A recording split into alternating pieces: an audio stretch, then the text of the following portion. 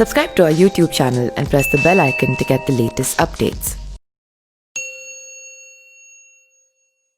श्री कृष्ण की अक्षयहिणी नारायणी सेना मिलकर कौरव के पास 11 अक्षयहिणी सेना थी, तो पांडवों ने 7 अक्षयहिणी सेना एकत्रित कर ली थी। इस तरह सभी महारथियों की सेनाओं को मिलाकर 45 से ज्यादा लाख लोगों ने इस युद्ध में भाग लिया था। अब सवाल उठता है कि इन 45 लाख लोगों के लिए भोजन कौन बनाता था और कैसे ये सब प्रबंधन करता था। सवाल ये भी उठता है कि जब हर दिन हजारों लोग मारे जाते थे तो कैसे शाम का खाना हिसाब किताब से बनता था। आइए जानते हैं इन सवालों के जवाब। महाभारत के युद्ध की घोषणा हुई तो सभी राज्यों के राजा अपना अपना पक्ष तय कर रहे थे। कोई कौरवों की तरफ था तो कोई पांडवों की तरफ। इस दौरान कई ऐसे राजा थे जिन्होंने तटस्थ रहना तय किया था। मान्यता के अनुसार उन्हीं में से एक उडुप्पी के राजा भी थे।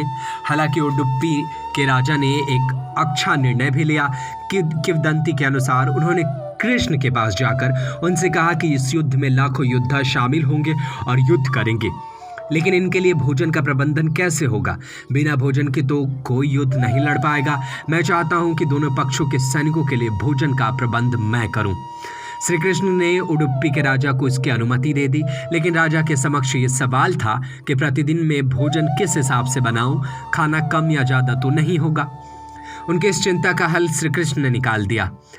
आश्चर्य कि 18 दिन चलने वाले इस युद्ध में कभी भी खाना कम नहीं पड़ा और ना ही बड़ी मात्रा में बचा।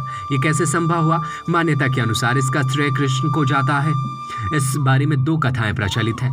पहली ये कि हर दिन शाम को जब श्री कृष्ण भोजन करते थे तब भोजन करते वक्त उन्हें पता चल जाता था कि कल कितने लोग मरने वाले हैं। दूसरी कथा यह है कि भगवान श्री कृष्ण रोज उबली हुई मूंगफली खाते थे। जिस दिन वे जितनी मूंगफली के दाने खाते थे समझ लिया जाता था कि उस दिन उतने 1000 सैनिक मारे जाएंगे। इस तरह श्री कृष्ण के कारण हर दिन सैनिकों का पूरा भोजन मिल जाता था और अन्न का अपमान भी नहीं होता था।